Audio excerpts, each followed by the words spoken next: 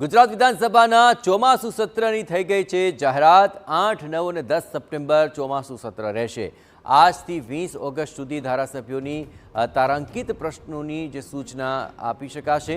ગુજરાત વિધાનસભાએ બહાર પાડ્યું છે સત્ર સંબંધિત જાહેરનામું, એટલે કે આગામી ચોમાસી સત્ર 3 દિવસ 8, 9 અને 10 સપ્ટેમ્બર રહેશે। વધુ વિગતે વાત કરવા જોડાઈ રહ્યા છે TV9 political editor Kinjal Mishra.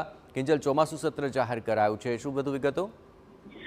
જી જયેશ, સપ્ટેમ્બરના બીજા સપ્તાહમાં ચોમાસા સત્ર છે તે હાથ ધરાશે। 8, 9, 10 3 દિવસ ચોમાસા સત્ર જાહેર કામ અલગ અલગ કામ છે તે થવાના છે।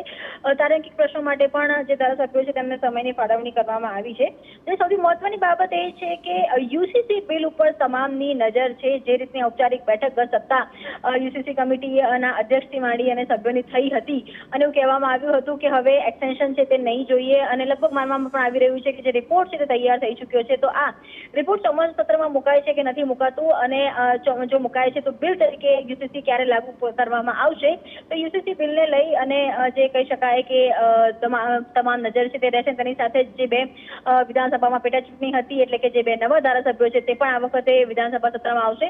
સત્ર હંગામી બનશે તેના કરતાં પણ મહત્વનું કયા પ્રશ્નો લેવામાં આવે છે, અને ખાસ કરીને ખૂબ નાનું કહી શકાય કે 3 દિવસ સત્ર છે ત્યારે કોઈ નવા બિલ મુકાય છે કે નહીં અને યુસીસીને લઈને બિલ લાગુ કરવામાં આવશે કે નહીં અથવા સભામાં ટેબલ પર રજૂ કરાશે કે નહીં, તેની પર સૌની નજર રહેશે।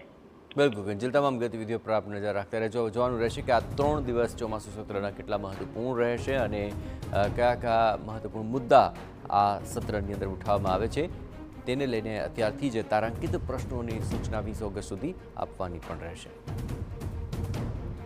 ગુજરાત રાજ્યના માન્ય રાજ્યપાલ શ્રી આચાર્ય દેવવ્રતજીએ 15મી વિધાનસભાના 7મા સત્રનું આહવાન કર્યું છે। આ ચોમાસું સત્ર તારીખ 8, 9, 10 સપ્ટેમ્બર દરમિયાન બોલાવવામાં આવ્યું છે। ગુજરાત વિધાનસભાએ જેની અંદર માન્ય ધારાસભ્યશ્રીઓ પ્રશ્નો પણ પૂછી શકે તે માટે આજથી કરી અને તારીખ 18, 19, 20 ઓગસ્ટ સુધી તેઓ પોતાના પ્રશ્નો ડાયરેક્ટ પણ નોટિસ આપી શકશે અને અહીંયા આવીને પ્રત્યક્ષ રીતે પણ દાખલ કરી શકશે। તો એક ઓનલાઈન તેમજ પ્રત્યક્ષ આપવાની બંને પદ્ધતિ ચાલુ રહેશે। ખાસ કરીને 3 દિવસ દરમિયાન સરકારી કામકાજમાં જીએસટી સુધારા વિધેયક તેમજ ફેક્ટરી એક્ટ સુધારા વિધેયક આ બંનેના જે વટહુકમ છે તે અંગે પણ વિધાનસભામાં રજૂ થશે। તે સિવાય પણ જો સરકાર પાસે કોઈ બાકીનું કામકાજ હશે તો એ પણ જ્યારે રજૂ થશે ત્યારે આગળ લેવામાં આવશે। કામકાજ સલાહકાર સમિતિની મિટિંગ જે છે એ તારીખ 6, 9, 2025ના રોજ શનિવારના બોલાવવામાં આવશે। તેની અંદર બાકીના વિગતવાર જે કામો છે તેની ચર્ચા કરવામાં આવશે।